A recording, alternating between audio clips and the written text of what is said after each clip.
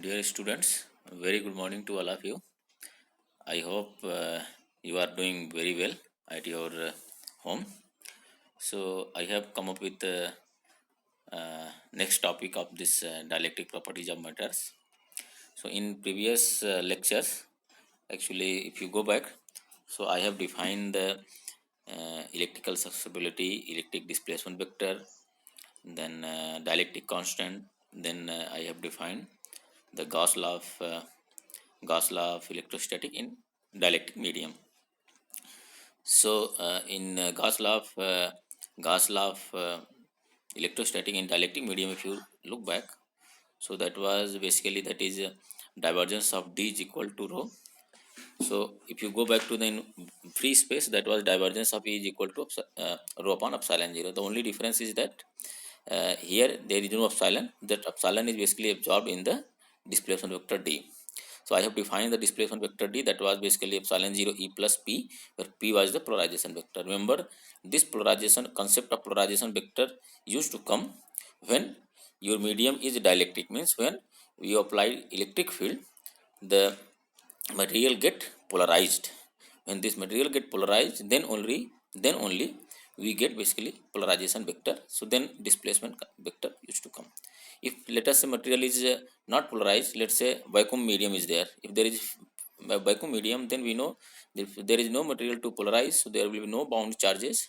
So then P will be equal to 0.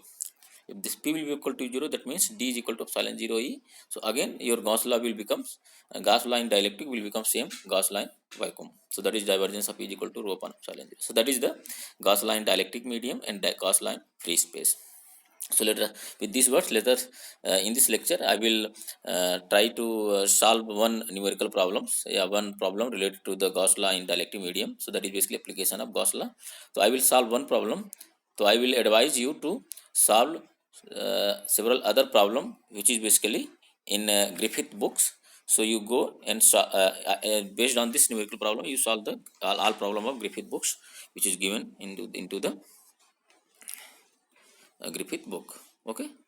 So let us, so I will video off. So let us start.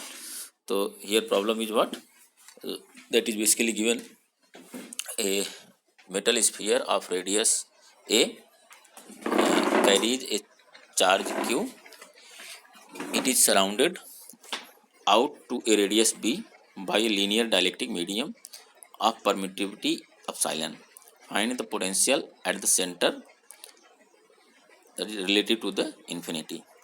So if you see this problem carefully, so I hope that you have gone through such kind of problem in our earlier lecture. We have calculated the electric field in a spherical cell, but the difference is that here in this case, the between the cell, small sphere and big sphere, there is basically dielectric medium is filled. The means that that is not hollow. So that material is filled with the dielectric. It is not hollow. It is solid sphere. But in previous case we have a metal solid sphere, but that metal solid sphere was conducting or not conducting. So that was uniformly charged, but distribution was there. But in this case, uh, this solid sphere is there, but whatever material is filled, that is basically dielectric. That is only difference. To compute v, to compute potential, तो हमें क्या करना होगा? अब अगर हमें potential calculate करना है, तो we need to know electric field. हमें इलेक्ट्रिक फील्ड वैल्यू जानना होगा. To find E, we might first try to locate the bound charges. अगर हमें ई फाइंड आउट करना है, तो हमें पता था इसके पहले कि हमें कितना बाउंड चार्जेस होगा. अगर वो हम फाइंड आउट कर लें, तो हम लोग इलेक्ट्रिक फील्ड फाइंड आउट कर सकते हैं. We could get bound charges from polarisation vector, and we know that ये बाउंड चार्ज हमें मिल सकता है पोलराइजेशन वेक्टर से.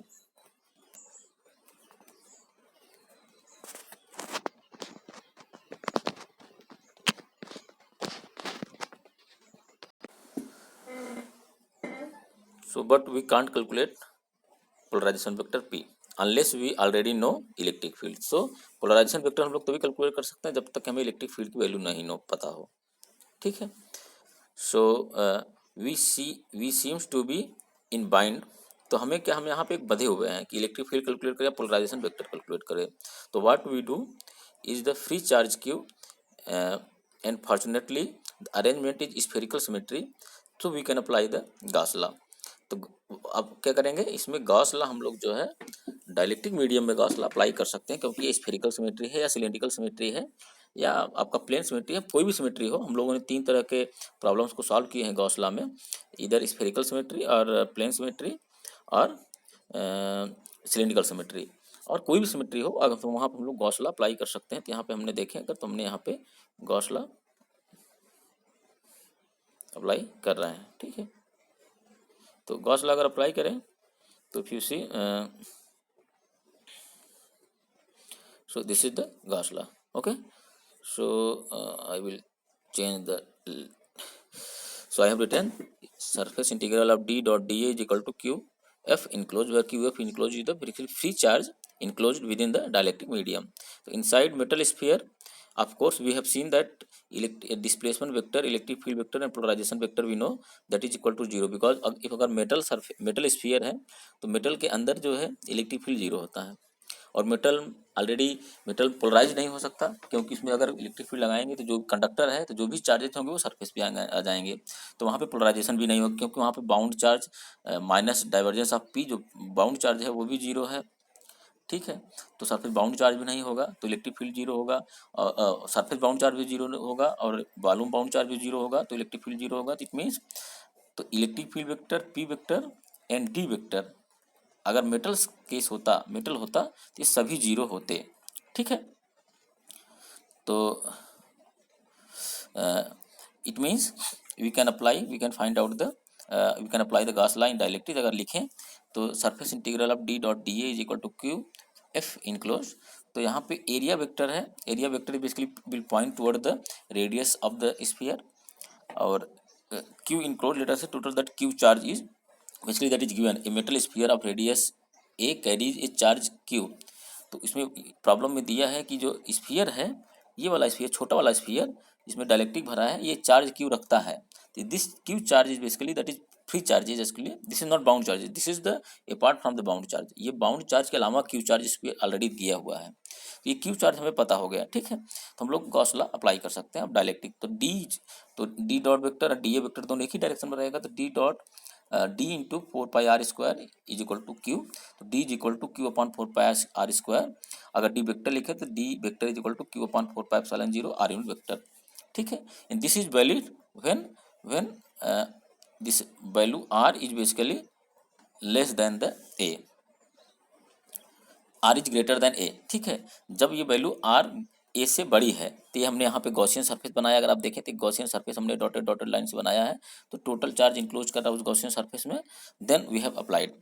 सिमिलरली हमें पता है कि डी इज इक्वल टू, अब डी और ई के बीच में रिलेशन हमें पता है, D is equal to epsilon E plus P, ठीक है। बट यहाँ पे पी की वैल्यू पोलराइजेशन वेक्टर अभी हमें नोन नहीं है, तो हम लोग क्या कर, या हमने डिफाइन किया था, तो यहाँ पे एप्सिलॉन 0 की जगह हमने क्या लिख दिया, एप्सिलॉन। तो हमने डी और ई का रेशियो लिया था, तो वहाँ पर हमें एक रिलेशन पता था कि will not go to the polarisation vector, तो D is equal to epsilon into E, where epsilon is the I think dielectric permittivity of that particular material. तो we can find out electric field vector E. तो electric field vector E will be equal to D upon epsilon, okay. तो हमारे पास क्या हो जाएगा, तो जो displacement vector आया था, तो डिस्प्लेसमेंट वेक्टर वाज 1/4 रिमेंबर, तो displacement vector was 1/4 q upon r² r unit vector, there is no epsilon term, but if you write the electric field in electric field term, if you see that is now it will become 1/4 epsilon q upon r² r unit vector, ठीक है। so this will be electric field when your position r will be less than a and greater than a and less than b, that means within the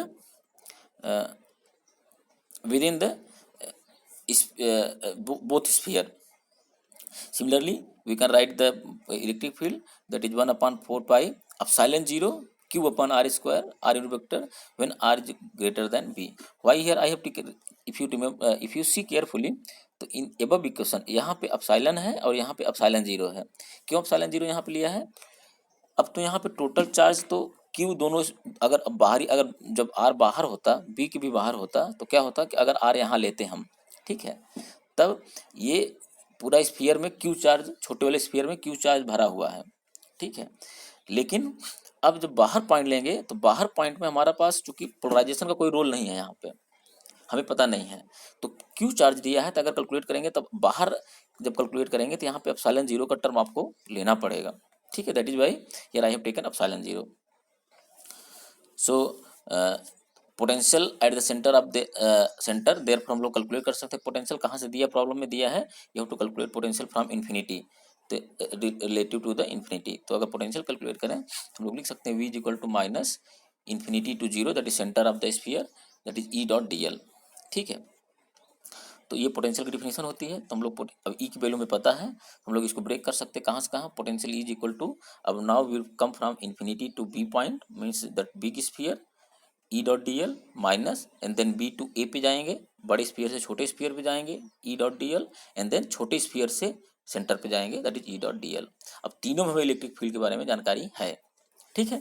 क्या जानकारी है, हमें पता है कि electric field जो है बड़े वाले स्फीयर के लिए जब इन्फिनिटी से बी पे आते हैं, बड़े वाले स्फीयर के बाहर, दोनों स्फीयर के बाहर अगर लेते हैं, जब इन्फिनिटी से बी पे आते हैं तो हमारा वहाँ पे वैक्यूम है। हम कहने मतलब कि अगर इन्फिनिटी कहीं इधर है, ठीक है, अगर यहाँ इन्फिनिटी है और कहीं इस पॉइंट पे अगर आते हैं या यहाँ पे बी पे सरफेस पे आते हैं तो क्या होगा कि यहाँ पे हमें इलेक्ट्रिक फील्ड पता है that is basically 1/4πε0 Q/r² R vector, ठीक है, क्योंकि हम वैक्यूम में आ रहे हैं, फ्री स्पेस से आ रहे हैं इन्फिनिटी से बी पॉइंट पे। फिर जब हम बी से ए पे जाएंगे तब हमें पोटेंशियल पता है उसके बीच में, लेकिन यह डाइलेक्ट्रिक मीडियम है, मीडियम चेंज हो रहा है, ठीक है, तो डाइलेक्ट्रिक मीडियम है।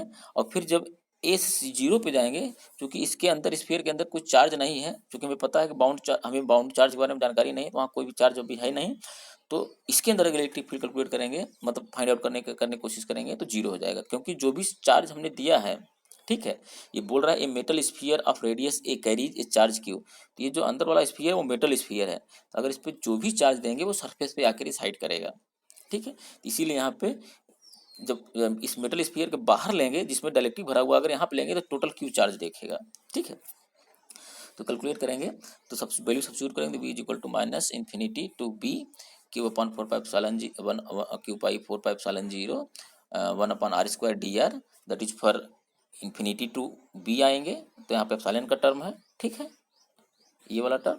और फिर जब माइनस बी से ए आएंगे, सो हमें पता है पोटेंशियल इलेक्ट्रिक फील्ड कितना है that is 1/4π epsilon, not epsilon zero, remember epsilon Q/r² dr and then when we are moving from A to zero so that electric field is zero because metal के अंदर electric field जो है zero होगा, क्योंकि metal पे जो भी charge दिया है वो सरफेस पे रहेगा। नाउ इफ यू इंटीग्रेट, अगर ये तभी सभी को हम इंटीग्रेट करते हैं तो हमें ये वैल्यू मिल जाएगी पोटेंशियल का, तो potential will be equal to Q/4π 1/ε0 b plus 1/ε minus 1/ε b। So first term जो आया वो इस वाले टर्म के कारण आया पोटेंशियल के, और जो दूसरा टर्म आया है अगर इसको इंटीग्रेट अप करते तो ये वाला जो टर्म आया है इसको इंटीग्रेट करते तो ये दोनों टर्म आ जाएगा, ठीक है। तो हमें पोटेंशियल की वैल्यू इस प्रॉब्लम में मिल गया। अगर पोटेंशियल मिल गया तो हम लोग बाकी और सब वैल्यू डिफाइन कर सकते हैं। तो हमें पता है फॉर लीनियर, अगर डायरेक्टली लीनियर है तो हमें पता है कि polarisation vector P was directly proportional to electric field, so that is P vector was equal to epsilon zero chi E into E, okay. तो अब यहाँ पे हमारे अगर देखें तो इलेक्ट्रिक फील्ड की हमें वैल्यू हमने कैलकुलेट कर लिया है, तो हम लोग यहाँ पर अगर इलेक्ट्रिक फील्ड की वैल्यू सब्स्टिट्यूट करें तो हमें पता है कि अंदर डाइलेक्ट्रिक के अंदर इलेक्ट्रिक फील्ड कितना है, डाइलेक्ट्रिक के अंदर इलेक्ट्रिक फील्ड ये वाली वैल्यू है, ठीक है। तो ये वैल्यू अगर इसमें रखते हैं क्वेश्चन में तो क्या हो जाएगा, epsilon zero chi E Q/4πε r² into R unit vector, so this is basically polarisation vector. तो हमें पोलराइजेशन वेक्टर भी अंदर जो दोनों स्फीयर के अंदर वाला जो रीजन है that is r is equal to A to B के बीच में जो रीजन है, ए और बी के बीच में जो रीजन है वहाँ पे हमें पोलराइजेशन वेक्टर पता हो गया। जब पोलराइजेशन वेक्टर पता हो गया तो कितना वॉल्यूम बाउंड चार्ज होगा, कितना सरफेस बाउंड चार्ज होगा वो हम लोग कैलकुलेट कर सकते हैं। तो वॉल्यूम बाउंड चार्ज अगर कैलकुलेट करें, अगर पीछे जाएं डिफिनीशन में तो हमने आपको बताया था definition volume bound charge density क्या होता है। So that was definition was if you remember, so ये बहुत बिगिनिंग में बताया था हमने। सो यहाँ पे हमने डिफाइन किया था, तो volume bound charge density so that is equal to minus divergence of P and surface bound charge density that is the dot product with normal vector, ठीक है। तो अगर यहाँ पे कैलकुलेट करते हैं तो क्या हो जाएगा इन करंट प्रॉब्लम, तो माइनस डाइवर्जेंस ऑफ P, तो हमें क्या करना होगा, ये जो पोलराइजेशन वेक्टर हमने निकाला है इसी का हमको डाइवर्जेंस लेना है, ठीक है। तो डाइवर्जेंस लेंगे तो अगर ये पी वेक्टर देखें सिर्फ आर डिपेंडेंट है, ठीक है। स्फेरिकल पोलर कोऑर्डिनेट में अगर जाते हैं तो सिर्फ आर डिपेंडेंट है, या सिंपली डाइवर्जेंस ले सकते हैं चूंकि R unit vector upon R square है। अगर डाइवर्जेंस लें तो बाकी सारी क्वांटिटी जो है कांस्टेंट है। अगर यहाँ पे देखें तो epsilon 0 chi Q upon 4 pi epsilon, these are constant, only derivative is what, that is R unit vector upon R square. तो अगर डाइवर्जेंस लेंगे तो ये सारी कांस्टेंट बाहर चले आएंगे, minus epsilon 0 chi Q upon 4 पाई ये बाहर आ जाएगा, तो क्या बचेगा हमें, divergence of R unit vector upon R square. अब हमने शायद एक कहीं हमने बताया था, अगर divergence of R unit vector upon R square लेते हैं तो इसके लिए this is behaving like a direct delta function. If you remember go back, तो हमने ये बताया था कहीं कि ये डायरेक्ट डेल्टा फंक्शन की तरह बिहेव करता है, ठीक है। अगर इसका डाइवर्जेंस लेंगे इसका, तो आपको क्या मिलेगा, that is when R is equal to 0 then only it will exist 1, otherwise it is 0। तो इसलिए अगर इसका वॉल्यूम बाउंड चार्ज डेंसिटी निकालते इस केस में, तो क्या हो जाएगा, volume bound charge density is 0 for a linear dielectric. तो इस डायलेक्ट्रिक के लिए, लीनियर अगर डायलेक्ट्रिक है उसमें वॉल्यूम बाउंड चार्ज निकालेंगे तो 0 आएगा, ठीक है। सिंपली अब सिमिलरली अगर हम सरफेस बाउंड चार्ज डेंसिटी निकाल लें sigma B, so that is basically polarisation vector P dot N cap. तो अब ये जो पोलराइजेशन वेक्टर आया है, इस पोलराइजेशन वेक्टर का हमें एन कैप के साथ मतलब नॉर्मल के साथ डॉट प्रोडक्ट लेना है। तो अगर देखें तो पोलराइजेशन वेक्टर किधर है, ये एरिया की तरह, नॉर्मल एरिया की तरफ पॉइंट कर रहा है, जैसे it is pointing toward the unit vector R unit vector, ठीक है। और सिग्मा भी नॉर्मल की तरफ पॉइंट कर रहा है, और इसका नॉर्मल क्या है सिग्मा बी का, अगर स्फीयर केस में देखें तो ये एन कैप जो है आर यूनिट वेक्टर हो जाएगा, ठीक है। So that means sigma P is equal to P vector dot N cap, या इसको हम लिख सकते हैं P vector dot R unit vector. तो अगर लेंगे तो ये आर यूनिट वेक्टर कैंसिल हो जाएगा, ठीक है। तो अब अगर इसको हम कैलकुलेट करते हैं सरफेस चार्ज डेंसिटी, तो क्या हो जाएगा, यहाँ पे आर जो है small R that is radius of the sphere. तो अगर हम बाहरी सरफेस पे जो हमारा बाहर वाला सरफेस है, इस सरफेस पर अगर हम कैलकुलेट करें सरफेस बाउंड चार्ज, क्योंकि जो भी चार्जेज होंगे वो सरफेस अगर इलेक्ट्रिक पोलराइज्ड होगा तो इलेक्ट्रिक क्यू के कारण तो वो सरफेस पे आकर डिस्ट्रीब्यूट हो जाएगा। क्योंकि हमने देखा वॉल्यूम में कोई वॉल्यूम बाउंड चार्ज डेंसिटी 0 हो जा रहा है, मतलब कोई भी वॉल्यूम में अंदर डायलेक्ट्रिक में नहीं रुक रहा है चार्ज, जो भी चार्ज हो जाएगा वो पोलराइज होकर बाहर चला जाएगा दोनों सरफेस पे।